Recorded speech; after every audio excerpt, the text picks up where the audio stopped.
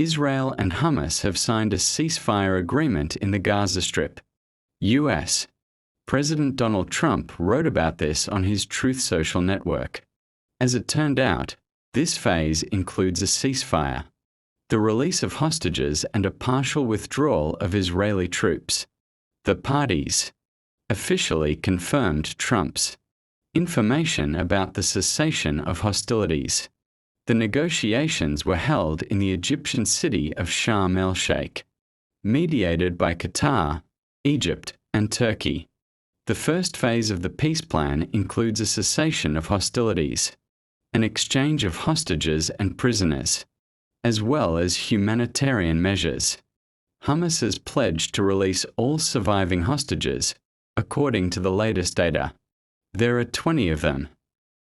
And Israel will withdraw its troops to the agreed line.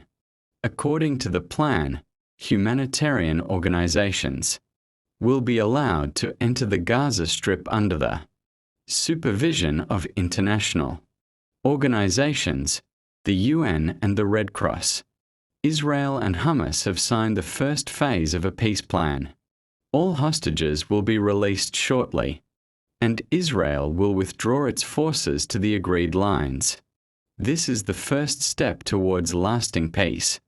This is a great day for the Arab and Muslim world, for Israel and for the United States. We thank the mediators of Qatar, Egypt, and Turkey who helped make this happen. May the peacemakers be blessed, Trump wrote. According to Reuters, the talks in Sharm el-Sheikh were attended by representatives of the United States, Israel, Egypt, Qatar, and Turkey.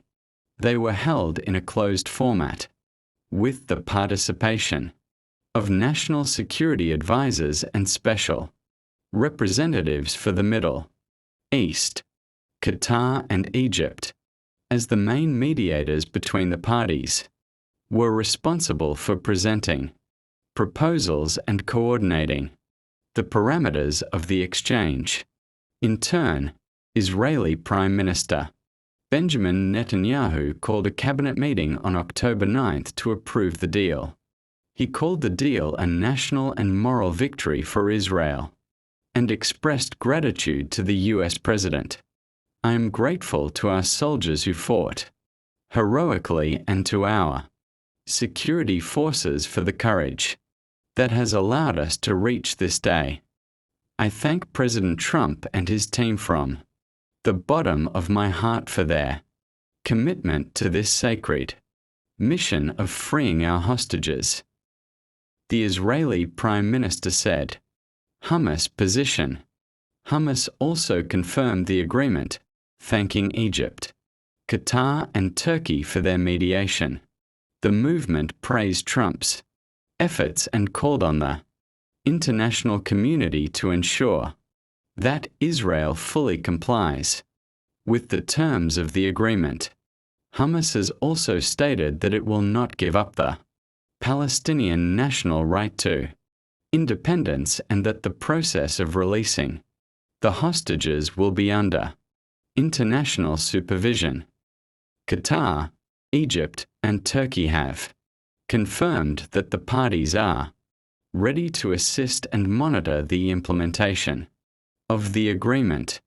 The representatives of the Ministry of Foreign Affairs of Qatar informed that mediators will continue to develop the mechanism of the next round of negotiations. After the exchange, Egypt plans to send a humanitarian mission, monitor the ceasefire, and increase the capacity of the Rafah border crossing. International response. UN Secretary-General Antonio Guterres called the agreement an important step towards reducing the number of deaths, and said the UN would support its full implementation and increase humanitarian assistance to Gaza. A spokesman for the World Food Programme said it was ready to scale up deliveries of food, fuel, and medicine if safe access was ensured. The European Union, Britain, and France also supported the agreement and stressed the need for a ceasefire to be implemented without delay and under international supervision. The Arab League called on the parties to abide by the agreement and refrain from any actions that could undermine the process. The war after October 7th. On October 7th, 2023, Hamas launched a major attack on southern Israel. As a result, more than 1,000 people were killed and hundreds were taken hostage. This event led to the largest armed conflict in the region in decades. Then the Israeli army launched a large-scale military operation in Gaza.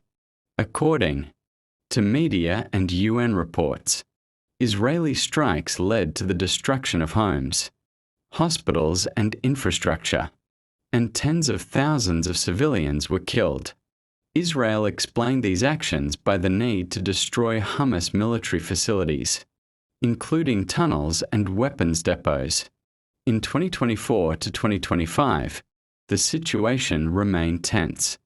Israel continued operations in the Gaza Strip, and Hamas reported new casualties. There were several attempts to reach a ceasefire and exchange prisoners, mediated by Qatar and Egypt, but they did not yield long-term results. In 2024, the United States, Qatar, Egypt, and Turkey stepped up mediation with UN support.